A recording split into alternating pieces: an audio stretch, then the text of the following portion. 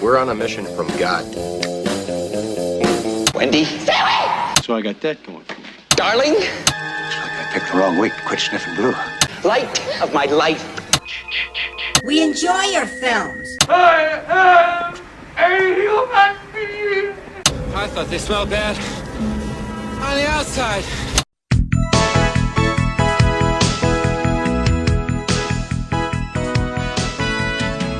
Welcome to Vintage Video, where we're rewatching the 80s so you don't have to.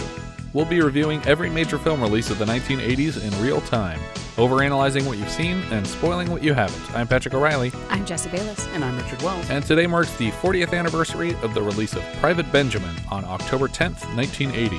It was written by Nancy Meyers, Charlie Shire, and Harvey Miller, who does not rhyme, directed by Howard Zieff, and released by Warner Brothers.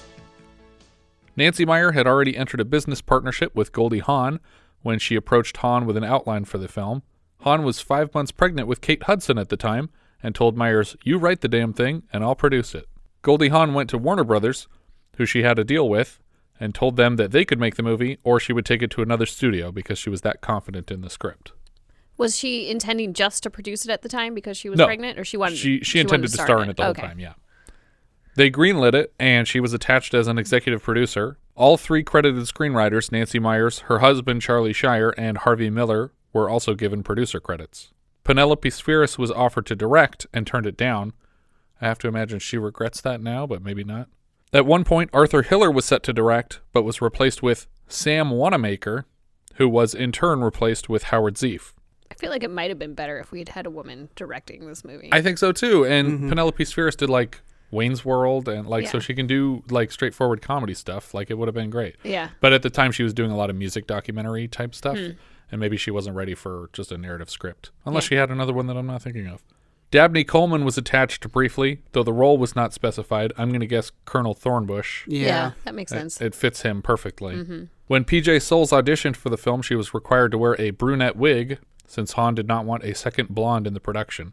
As a result, I barely recognized her in this movie. You said that her name afterwards, and I wasn't paying attention to the credits. I did not realize she was in there because she looks so different with the dark hair. And it's also cut really short, where she normally has the blonde hair and the pigtail sticking out of like a baseball cap. Well, and I think that in general, her character wasn't her normal personality. Yeah, she's usually very like bubbly and fun, and here she's reminding the teacher that she didn't assign homework. To prepare for the film, Hawn actually attended 6 weeks of boot camp. The Army obstacle course used in the film was built for the production behind Magic Mountain up in Newhall Ranch. Goldie Hawn was going through a divorce from Bill Hudson, Kate's biological father, during the production. The poster art is a parody of the poster for All Quiet on the Western Front, which I'm sure everyone remembered in 1980. The film had a budget of $15 million and ended up grossing $69 million. The film was adapted into a television series that ran for 2 seasons, in which Eileen Brennan reprised her role of Captain Doreen Lewis, Hal Williams reprised Sergeant L.C. Ross, and Demita Jo Freeman came back, but the character's name was for some reason changed from Private Gloria Moe to Private Jackie Sims. The part of Judy Benjamin on the series went to Lorna Patterson, who we had earlier this year as the singing flight attendant Randy in Airplane. Private Benjamin garnered 3 Oscar nominations for Best Actress for Hawn, Supporting Actress for Brennan, and Screenplay, and won none of them. A remake starring Anna Faris was happening at one point, which I think is actually a great fit. Yeah, I could see that. I think Faris is a good match for Hawn. Well, and I could see it having been in the height of like the Anna Faris kind of 90s movies, you know, sort of in line with like a Legally Blonde type thing. And she also recently did an Overboard remake, though I guess technically she's the Kurt Russell part in the Overboard remake. As development dragged on, Faris was swapped out for Rebel Wilson, which definitely would have been a departure from the original, but possibly okay. And then that film stalled out and hasn't really been mentioned anywhere for a while. Yeah, I don't really see Rebel Wilson playing like the I'm too good for all this type character. Yeah. She's usually more self-deprecating. Yeah, and I feel like it definitely wouldn't happen now after the Dirty Rotten Scoundrels remake. Like, I feel like you just need to give her an original character. Like, the Fat Amy character was great in the Pitch Perfect movies. Like, it needs to be something more along those lines. I see her more in the all-female Stripes kind of movie. That's kind of what this is, isn't it? Yeah. We start the film with a title card that reads, When Judy Benjamin was 8 years old, she confessed all her life's desires to her best friend. All I want, Judy whispered, is a big house, nice clothes, 2 closets, a live-in maid, and a professional man for a husband. Today, all of Judy's dreams come true. We open on the wedding of Judy and her husband Yale. It's a Jewish wedding, so they do the whole step on a glass, mazel tov, chair dance thing. Yale is dancing very aggressively for this whole section. Later, during a slow dance, he tells her that he has to step away to look at her Uncle Phil's lease. Apparently, he works in contracts or something. I think he's an attorney, we find out. Yeah, later. he's a lawyer. Judy's mother introduces her to an upholsterer named Mr. Waxman. Well, I don't think it's an introduction. It was a... She seemed to know him. Checking up on their order. Yeah. At their wedding. At the wedding, reason. yeah. Mm-hmm. I thought it was like something that she had mentioned and he fixed it as a wedding gift or something like that. Oh, I think it's more like they picked out how they're decorating their house that they're moving into now that they're married, and this is him delivering these things. Seems weird to do that at the wedding. Right? Judy says she didn't recognize him without nails in his mouth, and he leads her to a gift. He's just finished reupholstering an ottoman for her, but he tried to trick her. And when he couldn't find mushroom piping, he replaced it with general beige. The moment is played off like Judy is picky or superficial or something, but really she just seems like a professional who knows what she's talking about. Like she knew exactly what the name of the color was that she wanted. And it's not like, oh, come on, that's close enough. And it's like, no, she ordered a thing and he gave her something else. Yeah. He also put wheels on it when it was supposed to have upholstered balls on the bottom. Right, and that actually just legitimately seems like he's not good at his job. Yeah, because, like that's a huge difference. At least the other one, he's like, yeah, you can't find that color anywhere. But this is just getting her order wrong. But, and I hate to harp on this, it's just the piping. So you don't need that much. Like she's like a couple yards maybe. Yale drags Judy to a limousine parked out front, and he tells her he has a very bad headache. She offers him Tylenol, and he repeats, no, it's not a Tylenol headache, implying that he requires a blowjob here in the car. Does that alleviate headaches? I think that's a... No, this is where you tell the audience, yes. Yes, absolutely. Yes, oh, God, can we stop for a second? I just got a migraine. No, I think especially in like the 80s and 90s, this was like a sitcom joke where when the husband wanted to have sex, or just generally have an orgasm in any way, he would say, oh, I have a headache, and sex will fix it. Isn't that the opposite of what the ladies were doing at the time? It's like, I don't want to have sex, I have a headache. We were using headaches against each other. This works both ways. Yes. But in opposite ways. That's so weird. She makes it clear that she's not interested, but eventually demands a kiss first before moving on to please him.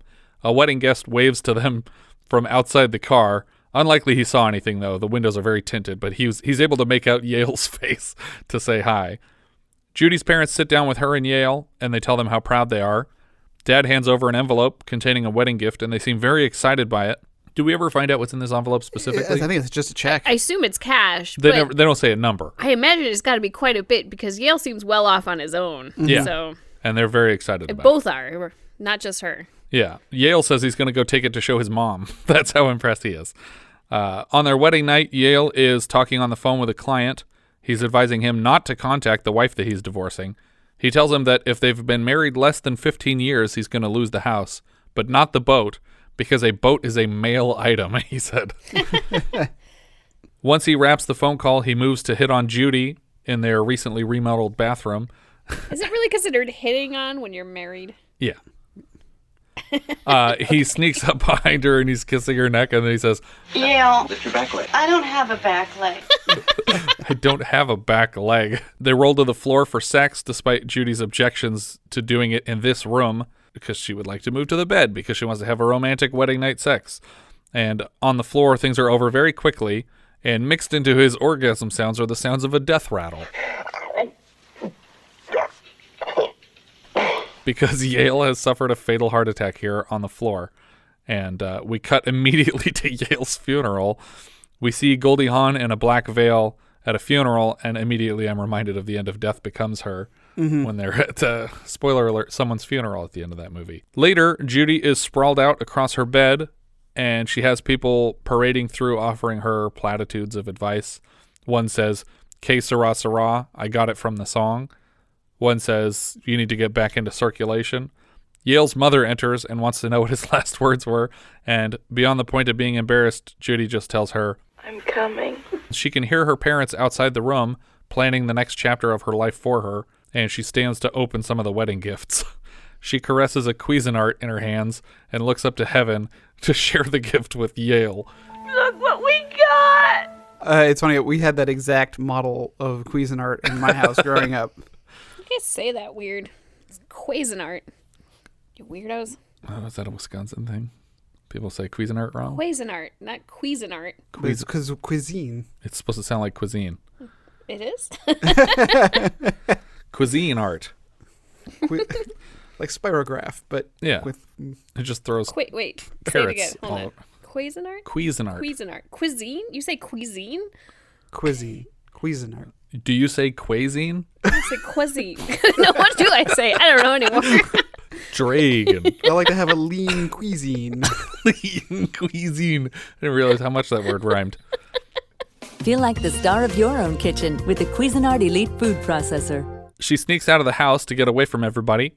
She rents a room at a motel, and we pan across a pile of room service trash on the way to her speaking on the phone. Someone listens very intently to her problems, and eventually she bursts into tears.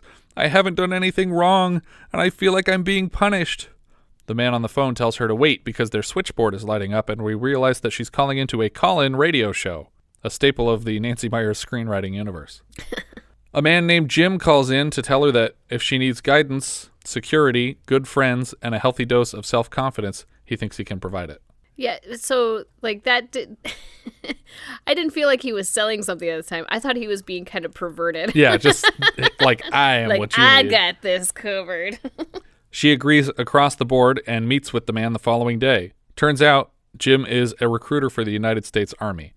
The recruiter talks her through a brochure with super fancy yachts and tells her that each soldier gets their own yacht at this particular base.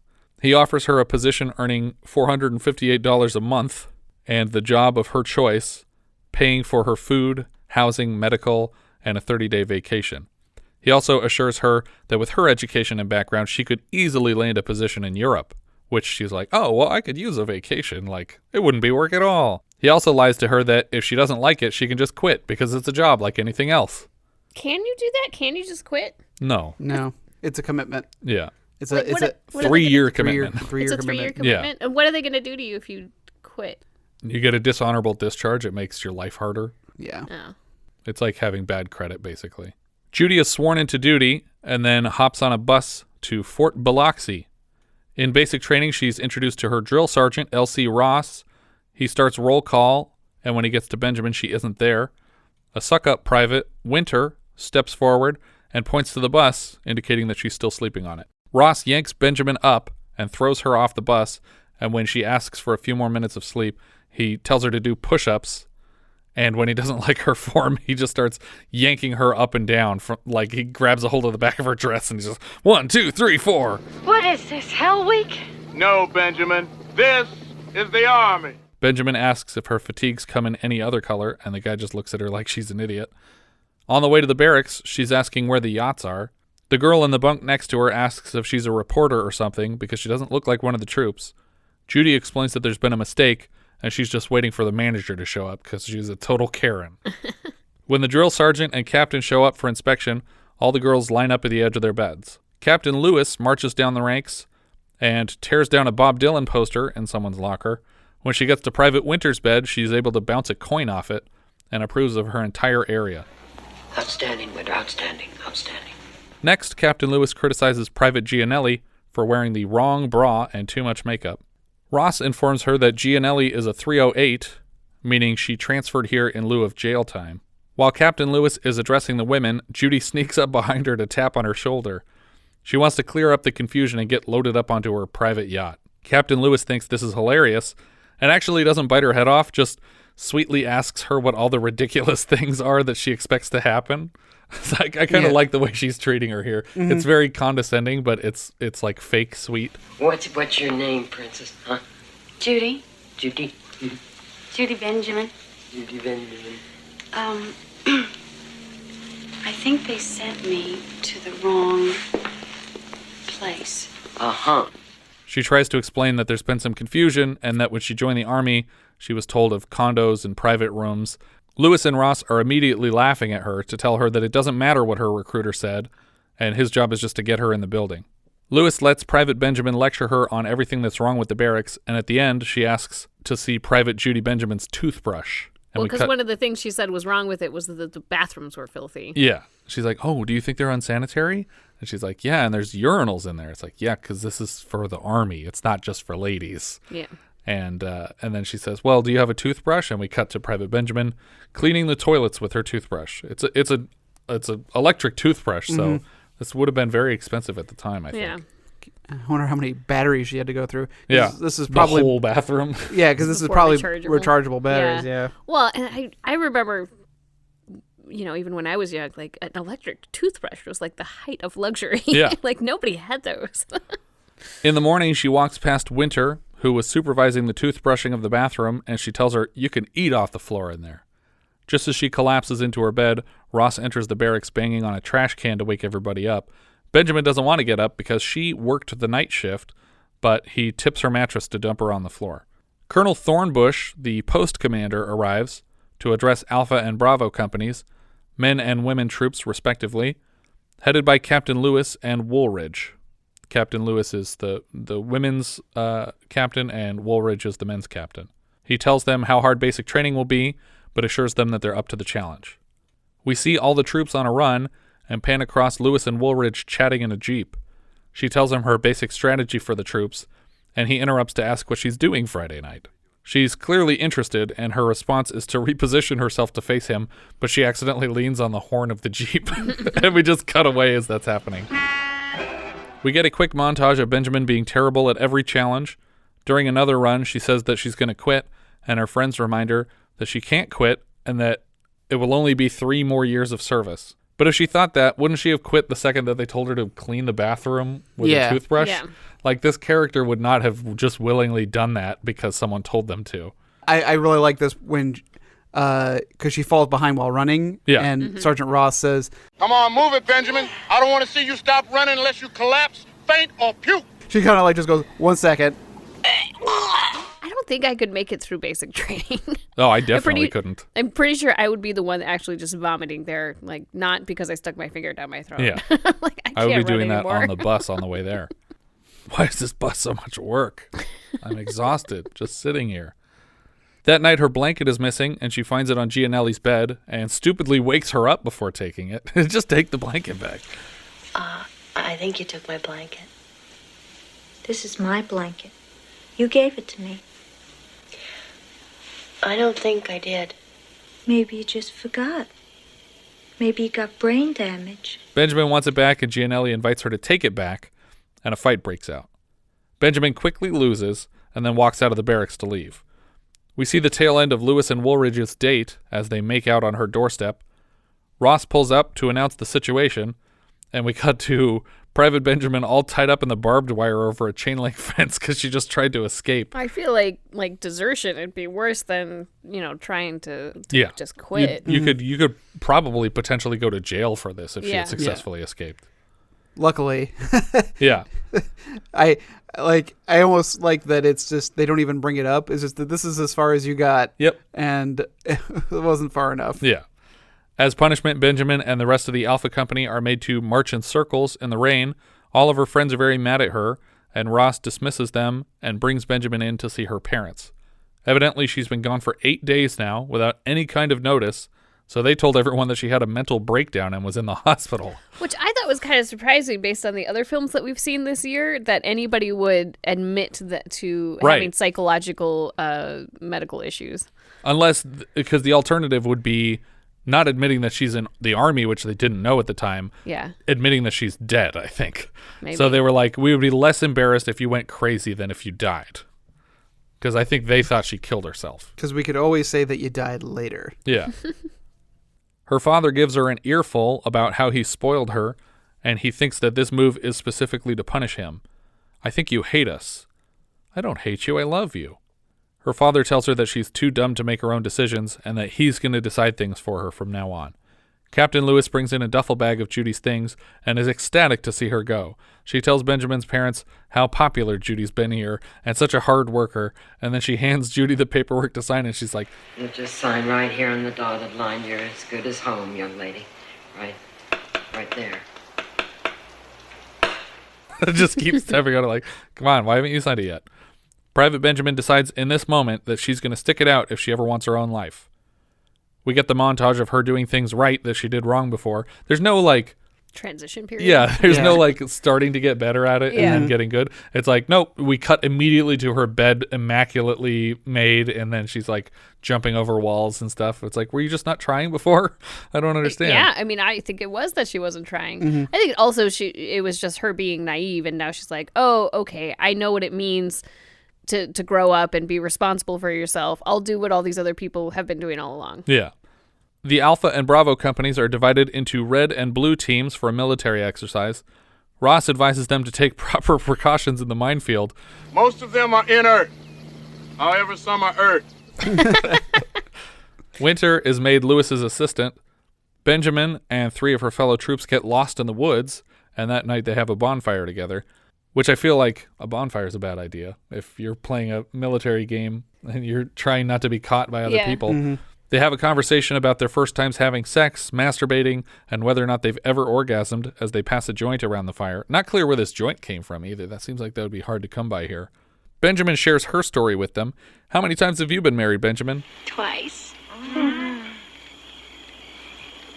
First time for 6 weeks, and the second time for 6 hours. 6 hours?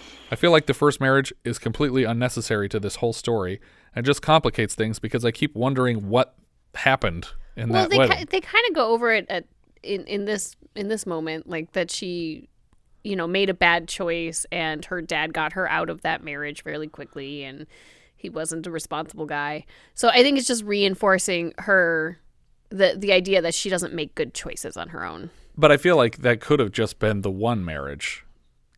But I don't think Yale was a bad choice. Well, he wasn't because that's how they wrote it. But I'm just saying, couldn't they have just made it one really shitty guy and she was realizing as she was getting married that it was a bad idea and then he died? But then she would be relieved, I feel. I guess. It just seems weird to me that she's been married twice and that the most we ever really covered is just that like, oh, I got married and it didn't work out and my dad got me out of it. And it's like, does that really add to the character that much? I agree.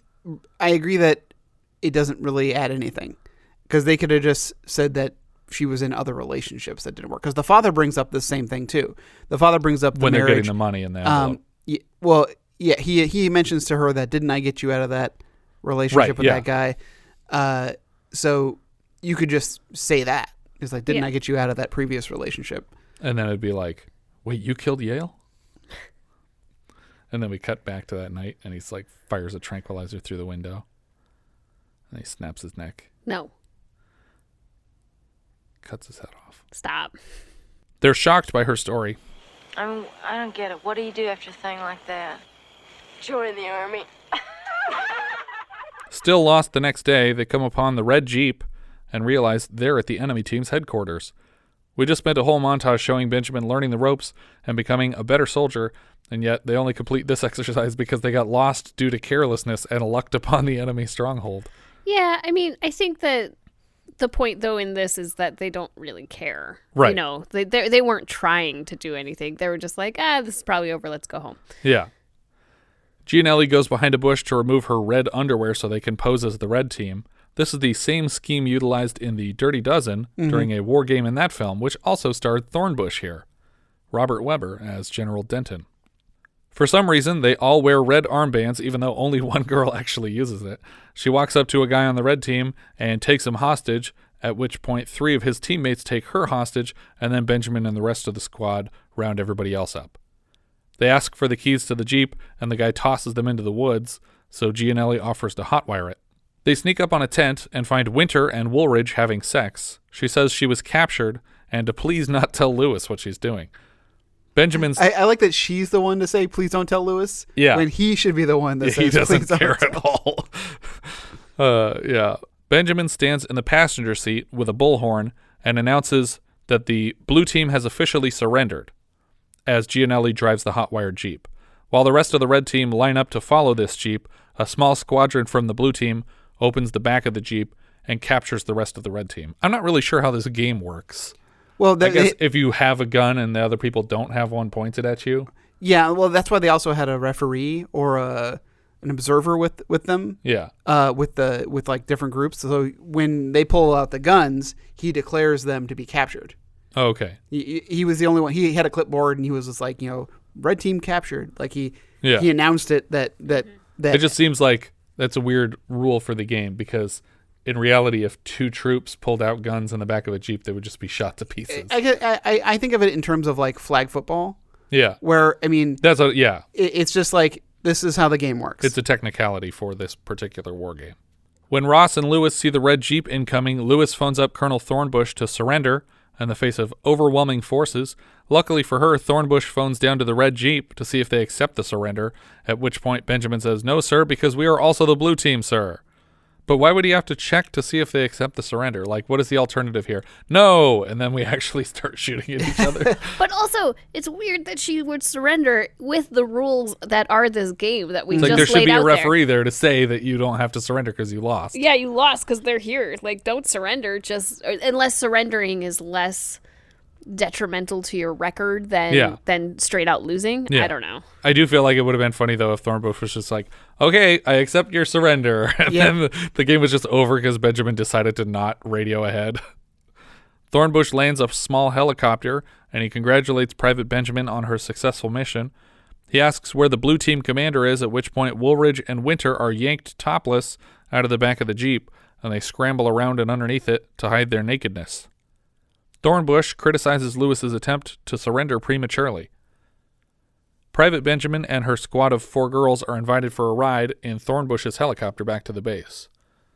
On the way, he talks about the Thornbirds, a small faction of specially trained soldiers that he leads personally. Back at the barracks, the girls launch into a dance party, and even Sergeant Ross is roped into the celebration until Lewis enters, visibly drunk and furious at the embarrassing show today. As a punishment for their victory, the ladies are asked to scrub the barracks from top to bottom, and on her way out, she trips over things and slurs her words, but announces that she's transferring to a new post, and closes with, "Let's not keep in touch, shall we?" That night, Benjamin and the girls embark on a covert mission. They spy on Lewis as she packs her bags to leave, and repeats this closing lecture that she gave them in the barracks. I like how pleased with herself she sounds when she's like, "Let's not keep in touch." She's like tucking her clothes into the bag.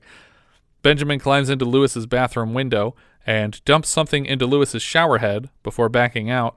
They watch as she begins to shower, and she's being splashed with blue dye from the shower head. So it's like some kind of powder that makes it blue dye, I guess. When she catches a glimpse of herself in the mirror, Lewis begins screaming, and we cut to the graduation ceremony the following day. While Thornbush speaks, Lewis makes her way to the front of the graduates, but her face is completely white from trying to hide the blue with makeup. This whole movie is moving a lot quicker than I expected. Yeah. Had you not seen it before? I feel like I had, but now I'm thinking that I hadn't, or if I had, I had only seen the first half. That's what I was thinking. I had the exact same thought when I was watching this. I'm like, I know I've seen this movie before. I think I've seen it a couple times before, and I didn't remember the second half of this movie at all. Well, for some reason, all of these like Academy movies are 2 halves, except for like obviously Up the Academy, which we had earlier this year, was just all in the Academy. But almost all of these movies, they do, the first half is boot camp, and the second half is like in action, like deployed or in the field. Or something. I don't remember how Police Academy does it. Are they ever cops in that movie, or is it all in the Academy?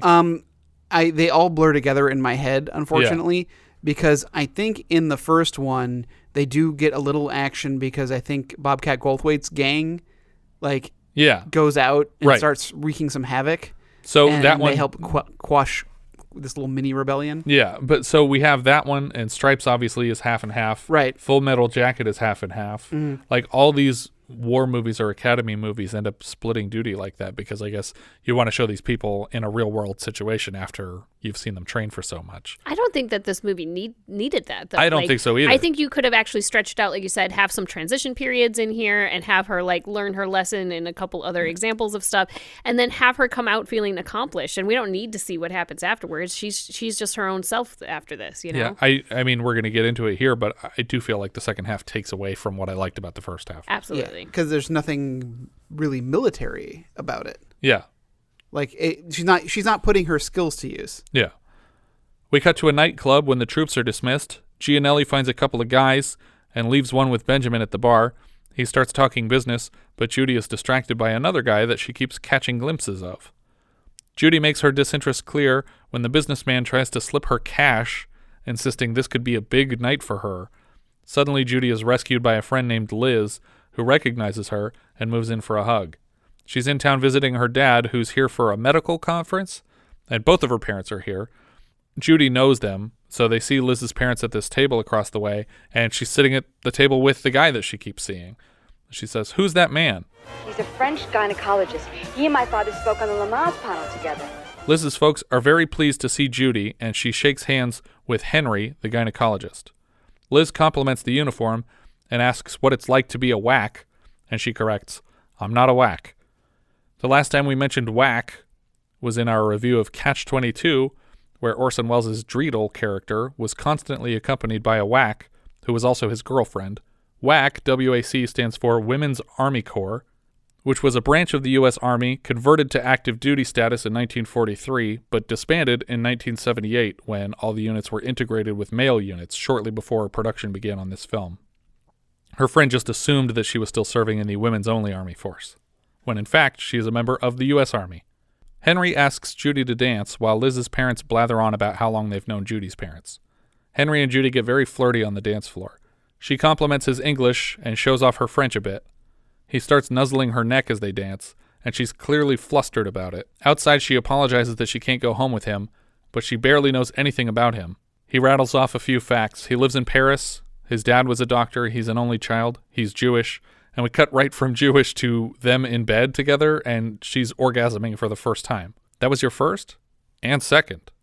Outside his hotel, they part ways. If you're ever in Paris, if you're ever in Biloxi, the next day all the ladies line up next to a bulletin board to see what part they got in the school play that is the U.S. Army. One girl got firefighter. One girl got the yachts that we saw in the recruiter's office.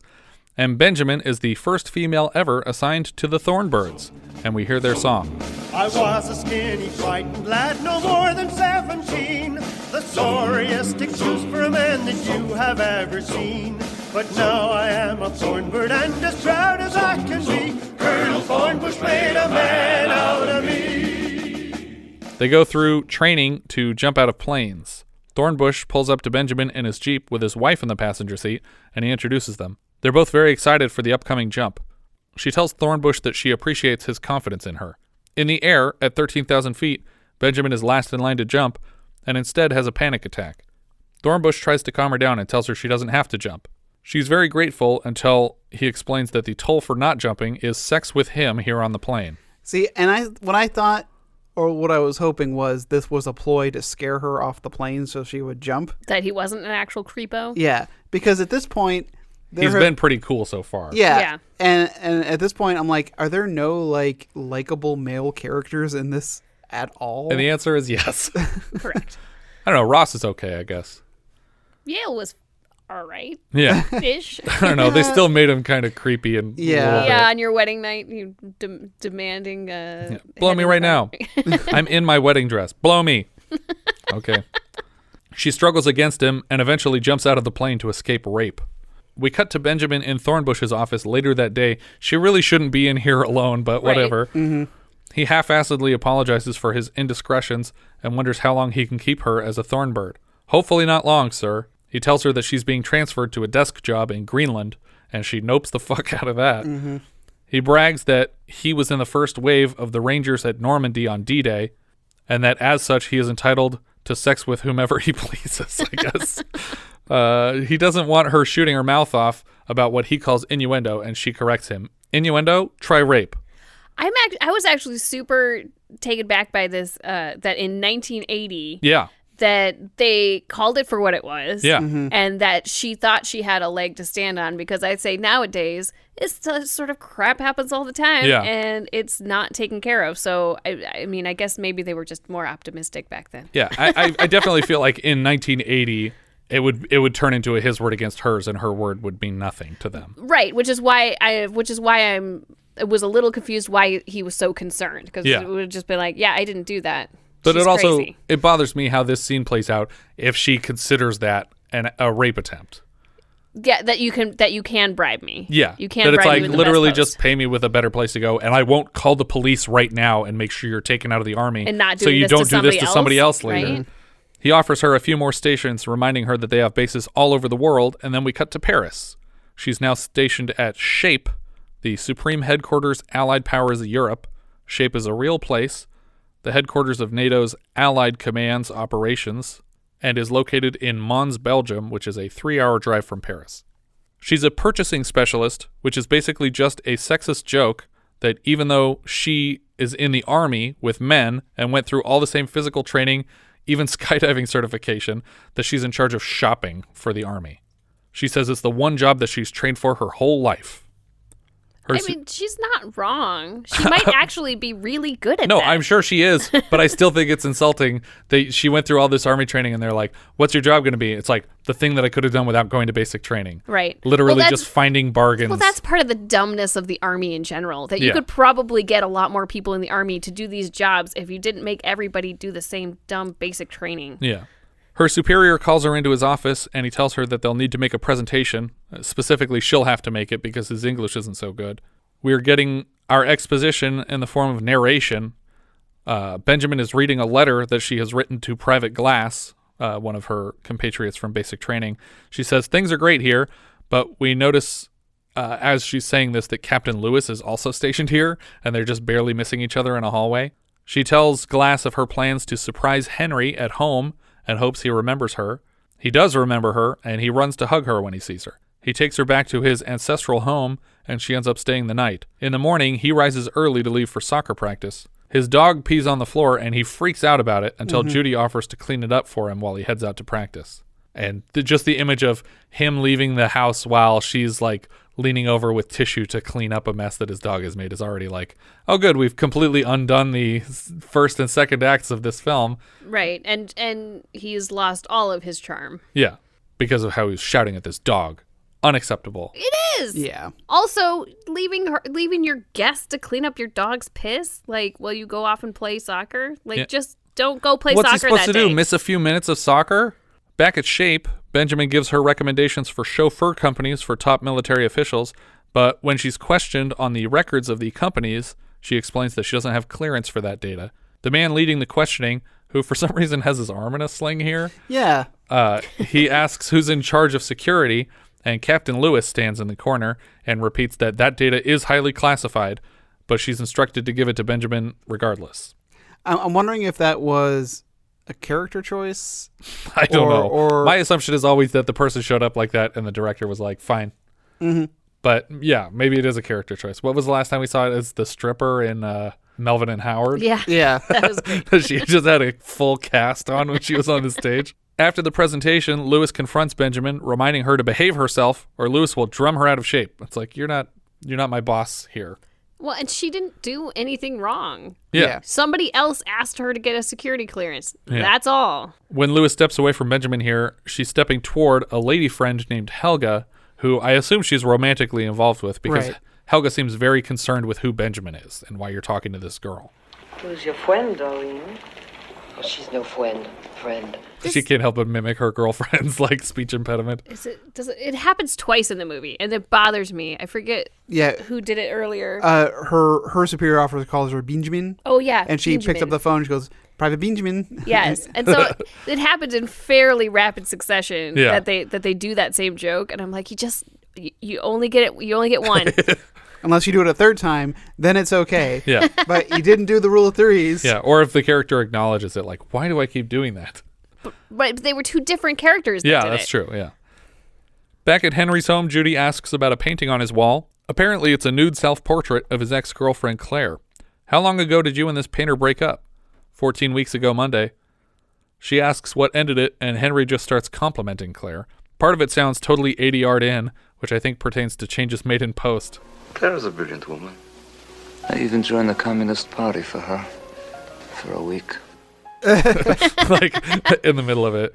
Ultimately, his complaint is that she wasn't romantic enough, and she was much too independent, which is already like, okay, bye. Yeah. I guess I'm going to go then. Also, because of the awkwardness of that Communist Party line reading, yeah, I was like, well, this is going to come back. Yeah. In some kind of way. It's also completely like out of left field and a weird line to squeeze in. Mm-hmm.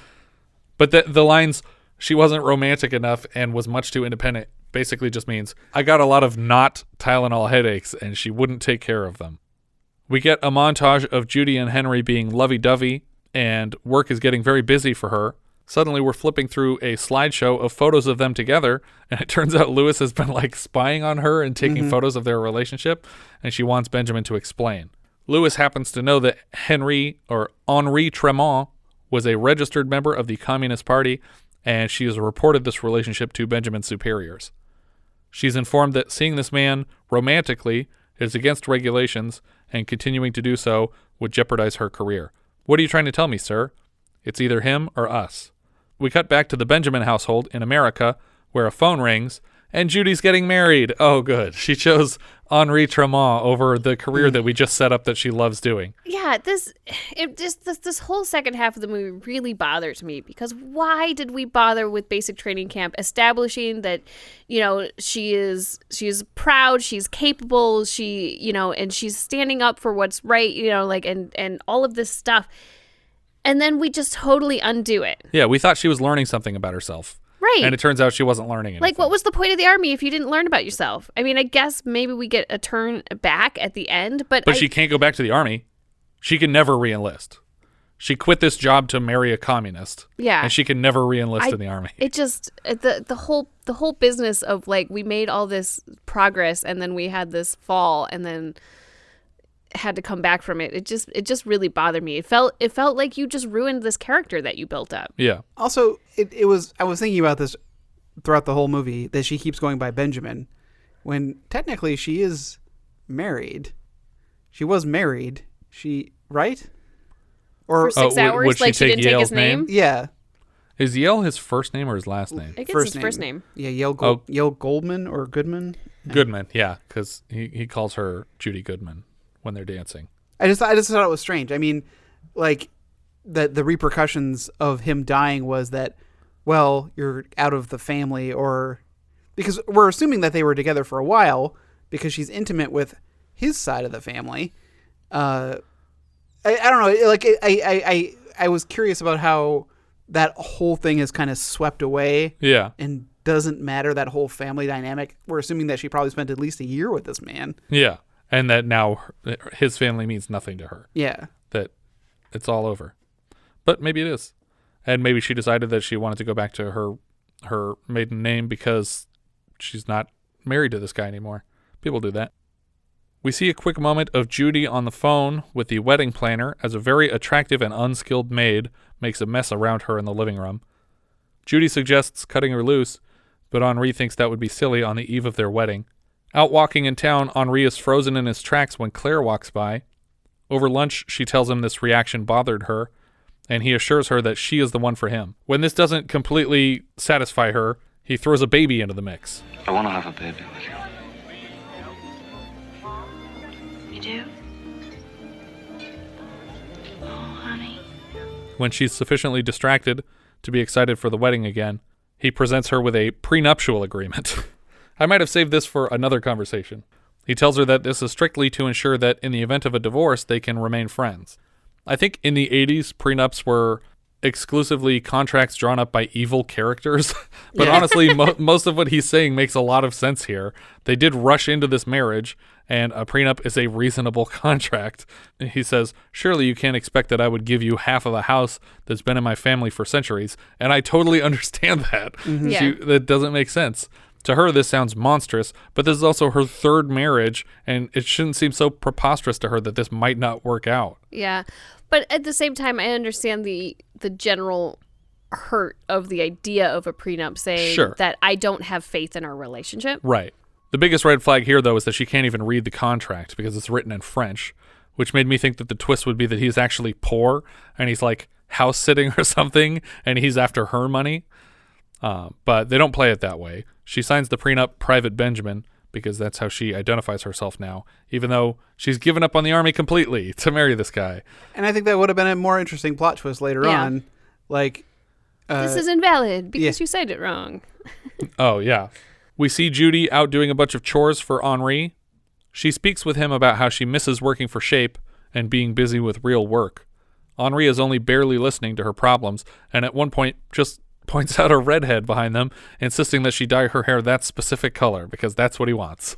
Yeah, I mean, it just really bothers me too that she's just changing everything about herself to accommodate him, and I'm like, I don't even think she was that character at the beginning of this movie. Yeah, if Yale told her to do that, she'd be like, no. This is the woman who wanted, specifically, this one color of piping and mushroom, not beige. Like, she knows who she is and what she wants. Like, she might not have been capable of supporting herself at the beginning of the movie, but she was confident in herself. But this guy's also a French gynecologist with a mansion.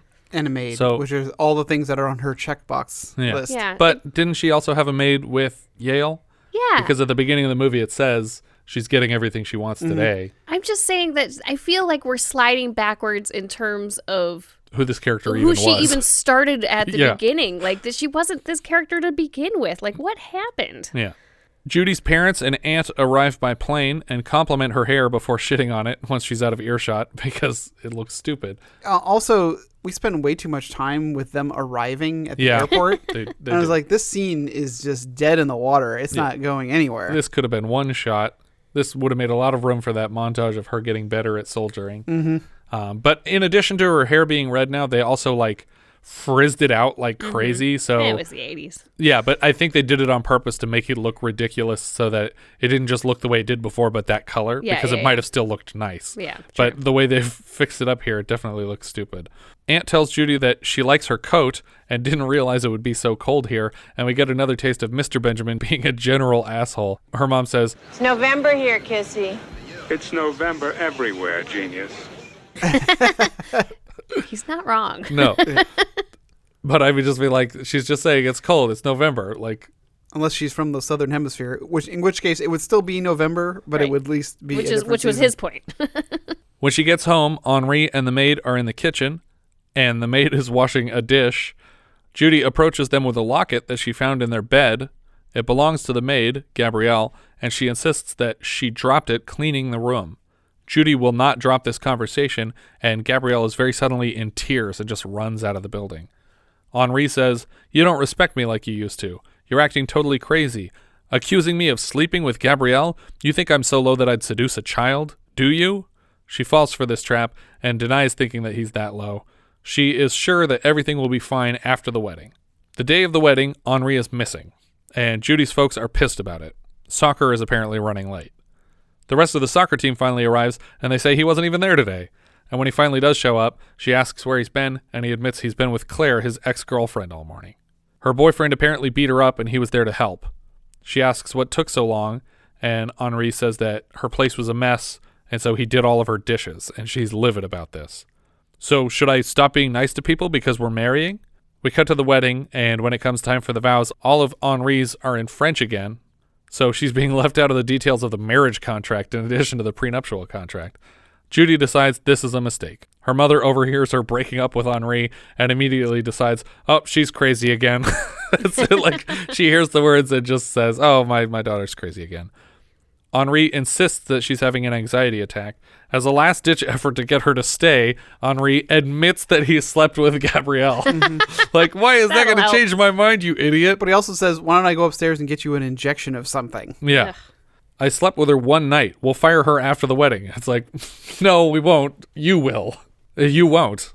I was waiting for his next move to be, is this about the hobo I stabbed to death? He tells her that she's stupid for walking away from everything that he's offering her. She points over his shoulder and says, Henrí. What? There's Claire. Where? And when he turns around, she just punches him in the face.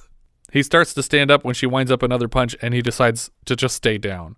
She turns to leave and walks down a long driveway away from the house. When she's on the phone with the radio earlier, she mentions the film An Unmarried Woman, starring Jill Clayburgh and Alan Bates, and she says, I didn't get that movie because I would have been Mr. Alan Bates in a heartbeat, but here she's put to the test and, like Jill Clayburgh, spoiler alert, values her own independence over an uneven partnership with her one-time dream husband. That's the end of our film. Our director here was Howard Zieff. He directed this right on the heels of The Main Event in 1979. He also comes back later in the 80s directing The Dream Team. Nice. And starts the 90s with both of the My Girl films. Writer Nancy Meyers, this was her screenwriting debut. Obviously, she has a character credit on the TV series. She also wrote Jumpin' Jack Flash, Baby Boom, Father of the Brides 1 and 2, The Parent Trap remake, Something's Gotta Give, The Holiday, It's Complicated, The Intern. Lots of good stuff. Writer Charles Shire was the husband of Nancy Meyers. He wrote the first Smokey and the Bandit and Goin' South. He shares credits with his wife on Jumpin' Jack Flash, Baby Boom, Father of the Brides, and Parent Trap. I love Jumpin' Jack Flash. Yeah, it's a good one. Is it the Whoopi Goldberg one? Yes. He also wrote the Jude Law-led Alfie remake. Third credited writer Harvey Miller, mostly TV credits on the way to this, but he later wrote Cannonball Run 2. He's also an EP on next year's horror title Student Bodies. Goldie Hawn was Judy Benjamin. She made a name for herself in Rowan and Martin's Laugh-In. She was in Foul Play, Wildcats, Overboard with longtime partner Kurt Russell. Maybe my favorite role from her is in Zemeckis' Death Becomes Her. I think that's for sure my favorite, actually. Yeah. What about the Steve Martin House Sitter? Yeah. That's a good one. It's no Death Becomes Her, though. No, I love Death Becomes Her. Lately, she has appeared alongside Kurt Russell as the Mrs. Claus to his Santa in Netflix's Christmas Chronicles films. Oh, I haven't seen any of those. I think I watched the first one with the kids. Eileen Brennan played Captain Doreen Lewis. She played Genevieve in The Last Picture Show. She's Tess Skeffington in Murder by Death. She's Mrs. Peacock in Clue. Yes. She plays a crazy cat lady in Jeepers Creepers. Like we said, she reprised this role for the series.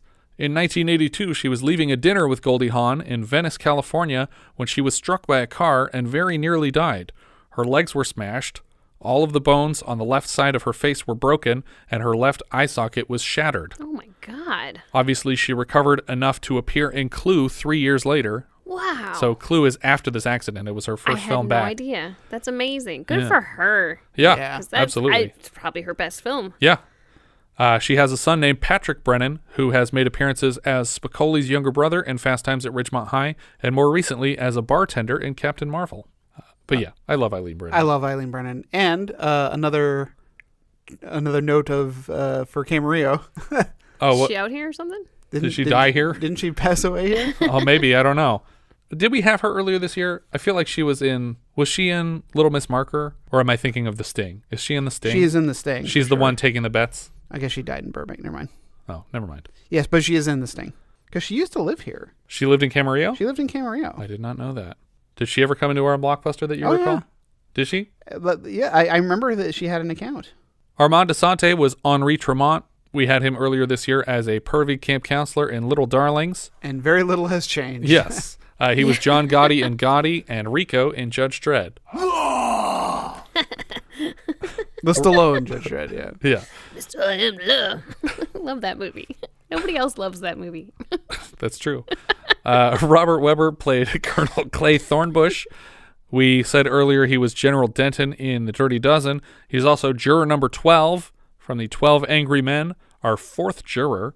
After juror number 2, John Fiedler, was Mr. Thorpe in Midnight Madness. Juror number 7, Jack Warden, was in Used Cars. Juror number 11, George Voskovec, who we just had as Dr. Gerald Finney, the time-traveling philosopher in Somewhere in Time. So that's 4. We've had a third of the jury so far this year. There's a couple that are dead already, so we won't be having them. And he's also Sappensley in Bring Me the Head of Alfredo Garcia, which is a fun title for a movie that I think they wrote the title first. Sam Wanamaker played Teddy Benjamin. As we mentioned earlier, he was briefly attached to direct the film and then wound up playing Judy's father in it. He plays David Warfield in Superman 4, and we'll see him later this year as Andrew Erskine in The Competition. Barbara Barrie played Harriet Benjamin, Judy's mother. She was Evelyn Stoller in Breaking Away, the mother of the Dennis Christopher character. We'll have Christopher very soon as Eric Binford in Fade to Black. She reprised the role for the Breaking Away television show. Dennis Christopher did not come back. She also played Alcamini's voice in the Disney Hercules, and she plays Nana on Suddenly Susan, which is what I recognized her from the most. I was like, I know this face. I've seen this woman before. And then when I looked it up, that was finally the thing. It was Suddenly Susan. Yeah. Mary Kay Place was Private Mary Lou Glass. She was Meg in The Big Chill. She's Flores in Being John Malkovich. Uncredited as Mrs. Crandall, Ethan Hawke's mom in Explorers. Oh. Yeah, okay. Now I see it. And she's also Maria Bamford's mom, Marilyn Bamford, on Lady Dynamite, which is a Netflix series that I recommend people go check out because it's super funny. Harry Dean Stanton was Sergeant Jim Ballard. Earlier in 1980, he was Philo Skinner in Black Marble, a film that we could not locate in time to review this year, but we'll catch it for its 41st anniversary next year. Did you actually find it? I did. Okay. I'm just going to have to watch the movie with Russian dubbing over the English track. Somebody's got to have a Laserdisc they can send us, right? There's not a home video release of it. Oh, was not? So that's the one that I think, was it Kino Lorber or Shout, was supposed to have a Blu-ray soon. Right. And they keep pushing back the release date. Right. So I'm waiting on it, but haven't had any luck. I did see it on one of the marquees in Fade to Black. Yeah. There's a lot of stuff coming up on that one. Harry Dean Stanton is also Brett in Alien. He's Brain in Escape from New York. He's Bud in Repo Man. He's Jack in Pretty in Pink, which I think is Molly Ringwald's father, right? Yeah, Harry Dean Stanton's her dad.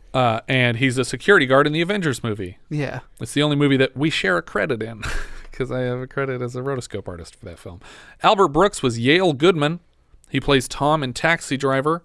He was David Howard in Lost in America. He's Marlin in Finding Nemo and Finding Dory. And he's the voice of Hank Scorpio on The Simpsons. That's probably one of my favorite roles from him, that whole Hammock District conversation. It's wonderful. Alan Oppenheimer played the Rabbi. He invented nuclear weaponry. No, that's a different guy. Weirdly, he took over the role of Judy's father on the Private Benjamin series. He's the chief supervisor in Westworld, the movie. He plays Albert Breslow in The Hindenburg.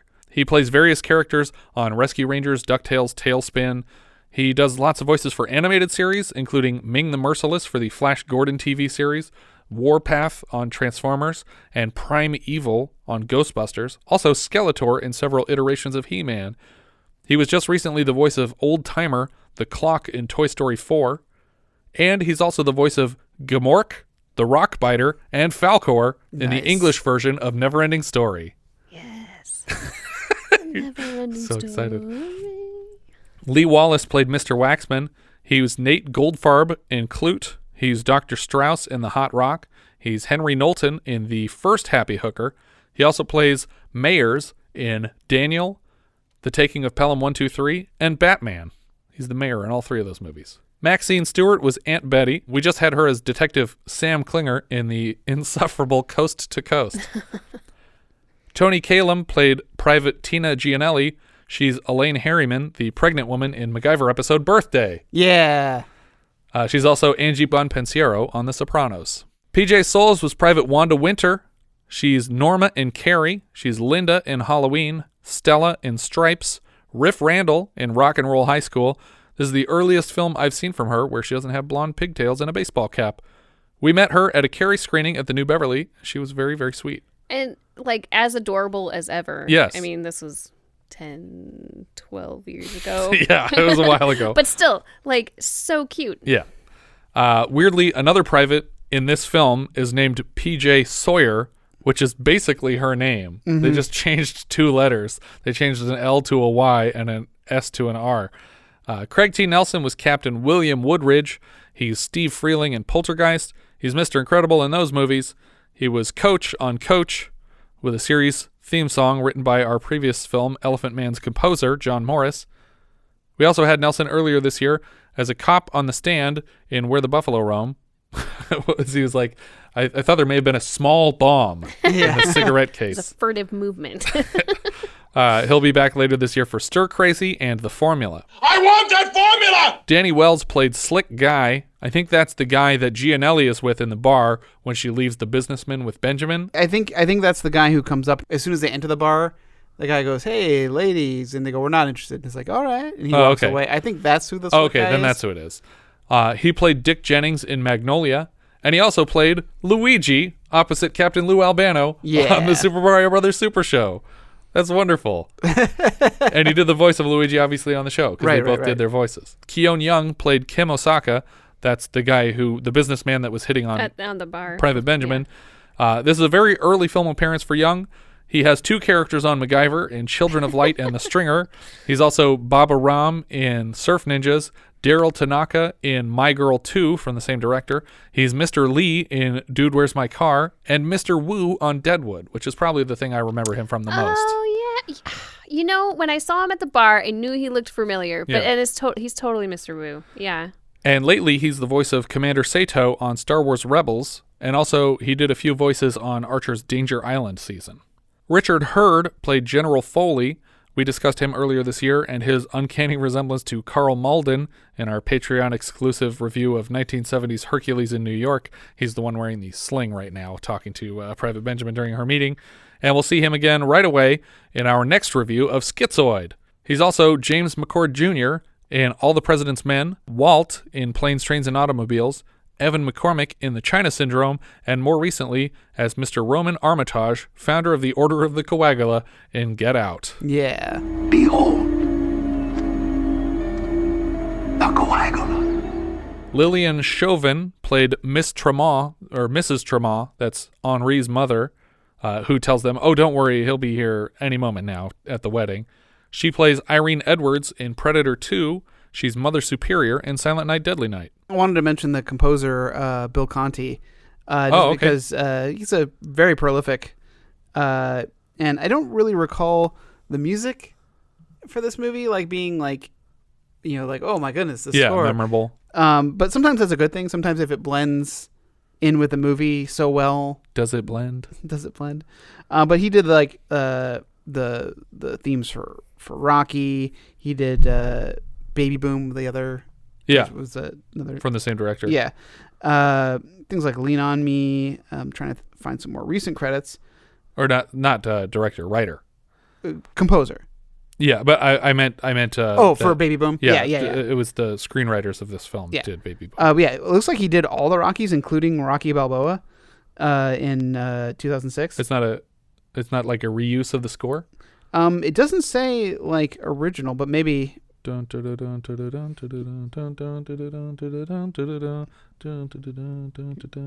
some fun ones though. Spy Hard, Wrongfully Accused, Rookie of the Year. Yeah, so like he just does a lot of random stuff. Interesting. He did a lot of Academy Awards music director. Oh, okay, cool. So he probably worked with Gilbert Cates a lot, the director we've had twice this year, who directed a lot of. Yeah, well, he's got a pile of them on his IMDb. Also, while watching this, every time they said the Thornbirds, did you guys think of the like miniseries that was on in the 80s? I'm not familiar with this. Nope. Oh, what's the Thornbirds? It was like 1920s Australian miniseries. Like it wasn't. I think it was like taking place in Australia, but it had like Richard Chamberlain, and I always remember it mostly just from Blockbuster. Yeah. Because like there was like the Thornbirds Volume 1, 2, 3, 4. Like it was all in a row. At our store? Yeah. I don't remember those. I feel like there's no cover box I wouldn't recognize there. I guess. Yeah. I remember it. It doesn't sound familiar to me. That was it. That was. I believe that you remember. Like here's the cover. Like if you don't remember. That. Oh yes, definitely. Yeah. It's a very memorable cover. Yeah, the font. Yeah. This movie, like I think we all agree, is pretty fun in the first half, and then in the second half it kind of forgets what it's about, and it's trying to be a more traditional movie, and it doesn't need to do that. Yeah, we didn't need to introduce another guy. Yeah. And I feel like if the point was going to be that she would know herself better and know what she didn't want for herself, that she shouldn't have gotten as far as the wedding to make that decision. It should have happened earlier.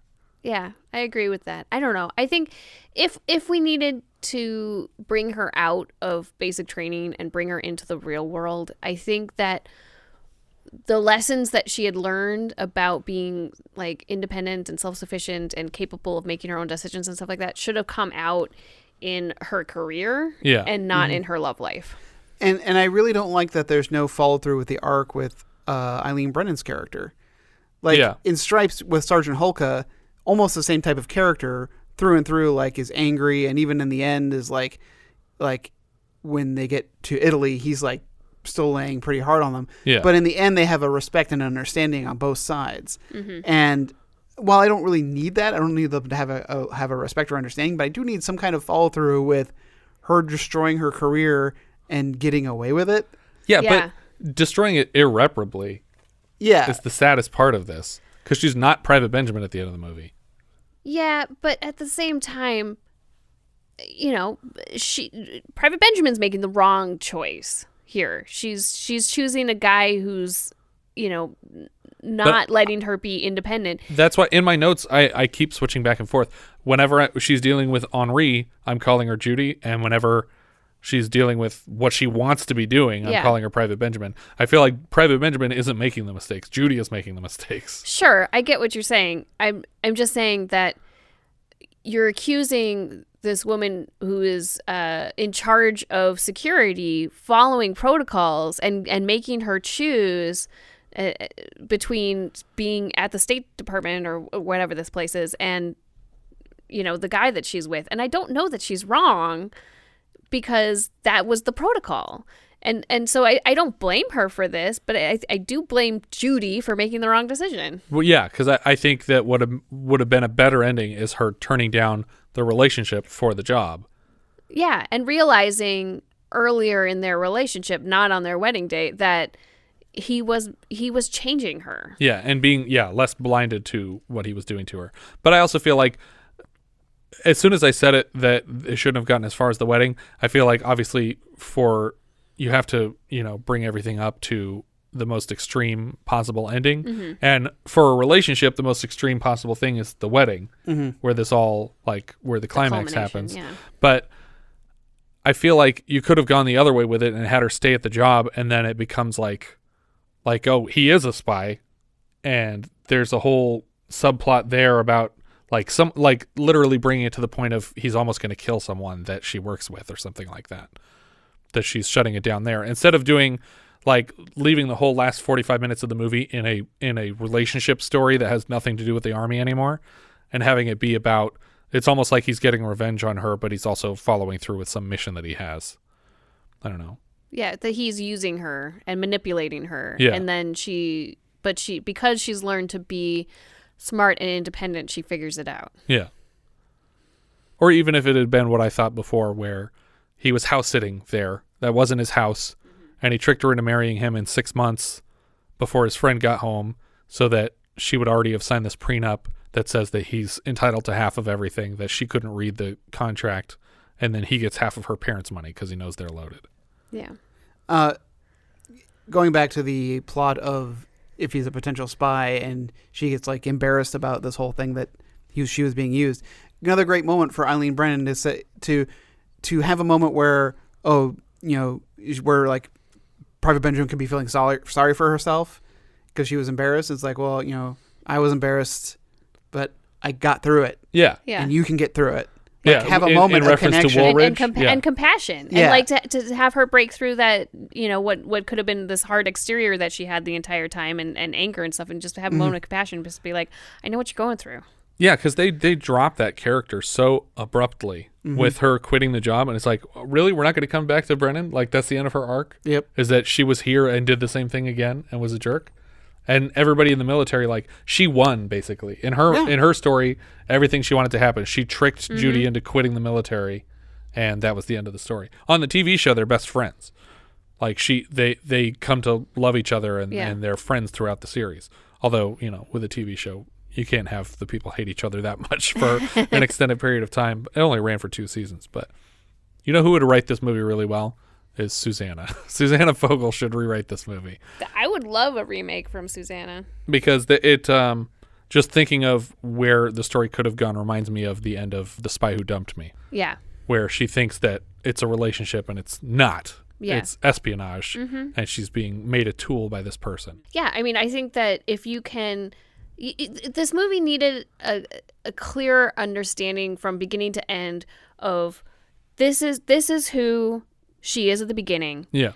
This is how she learned to become who she is at the end. And instead, it's like this kind of weird roller coaster and wishy-washy about it. And I just, like, I want it to be a story of her realizing her worth and her abilities. And we don't really, I don't know. I don't feel like we get a great resolution about that at the end, even when she does leave the guy. So it's just like, it's not super satisfying. Well, you know what's weird now, just thinking about it, is that Nancy Meyers got an Oscar nomination for this script. This was her first produced screenplay. And I feel like I love so much of her work, and this is the only thing that ever got nominated from her. Oh, that's a shame. And that seems crazy because... I think she got better over time. Oh, absolutely. And even like as recently as The Intern, we watched that and we loved that movie. Intern. It was great. I thought that was great. And I thought that she did what this movie isn't doing. Yeah, and I think The Holiday, It's Complicated, Something's Got to Give. All these movies had really like well-rounded characters that everybody got complete arcs. Nothing felt like it was left out. It's crazy the way that awards work in this country. I feel like this was a case of they were watching like the first half of the movie and go, yeah, well, I get it. And it's all I'm. They didn't watch the whole screener. It's like this movie is really great. Yeah, Eileen Brennan, Goldie Hawn nominations. And you mean like what you and Jesse did the first time you watched this movie? Yeah. Never watched the end. You're like, oh, that was a happy story about a. Maybe this end wasn't on there. When the credits just roll over the Eiffel Tower. Yeah, I'm gonna go be with Henrí and work in the military. This was a wonderful 35-minute movie. Anyway, yeah. What do we think? Up or down on this one, Jess? Overall, I'm gonna give it an up. I actually think so too. I love the actors in this movie. I love all of them. They're all great. Yeah. I mean, we complained a lot about the arcs and the story and the character development, but overall, it's an enjoyable watch. Yeah, it has really solid laughs in it too. I agree. The whole cast is great. I think it actually would have been better with Dabney as Thornbush, but you know, Dabney Coleman is like Michael Keaton. He could make every movie better by appearing in it. Richard, what do you think? Up or down? Oh boy.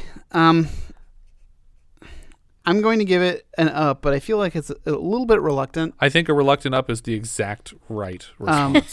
Like, I did enjoy it overall. Like, if I had to give it like an average, like, because the first half is so high and the second half is like a tapering down.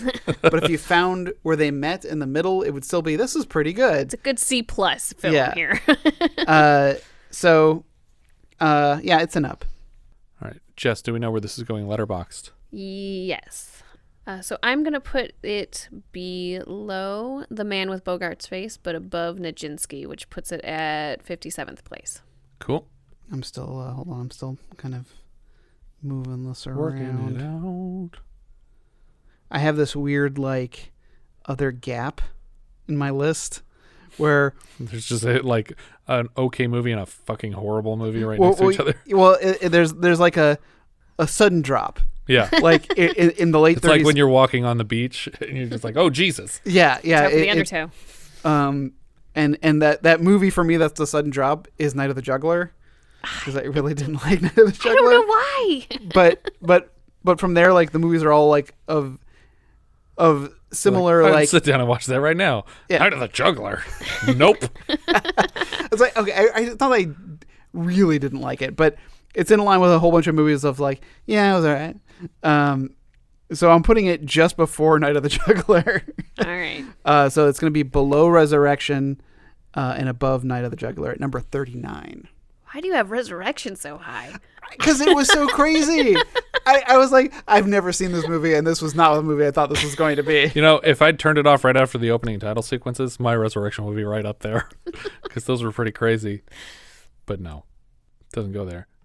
For me, Private Benjamin is going in number 34, which is directly beneath used cars. So I got Kurt Russell and Goldie Hawn next to each other. And right above Die Laughing. I think that's everything for this one. If you guys have any thoughts you'd like to share with us, we are Vintage Video Pod on Twitter, Facebook, Instagram, and Letterboxd, where, as I've said before, you can find each of our full movie rankings for the year. We can also be found at vintagevideopodcast.com. Please consider rating us on iTunes to help people find the show, and if you take the time to leave us a review, we will thank you personally in an upcoming episode. If you're feeling especially generous, you can also support the show through patreon.com/vintagevideopodcast. Thank you so much for listening, and I hope you'll join us next time when we'll be discussing Schizoid, which IMDb describes like so. An advice columnist begins receiving threatening notes from an anonymous stalker. Meanwhile, members of her group therapy session are being murdered by an unknown assailant. This sounds like a remake of both Don't Answer the Phone and... Phobia? No. Phobia. That was the other one. I couldn't think of it. We leave you now with the trailer for, Schizoid. Sick with revenge, twisted with hate.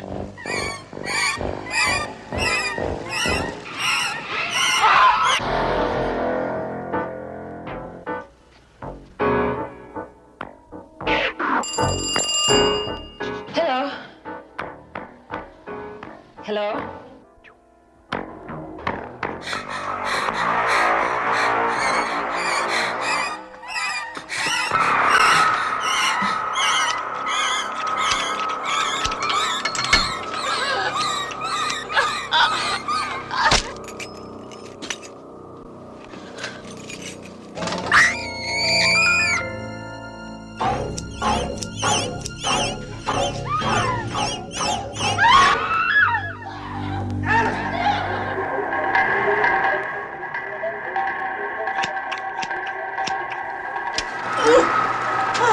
You make me sick.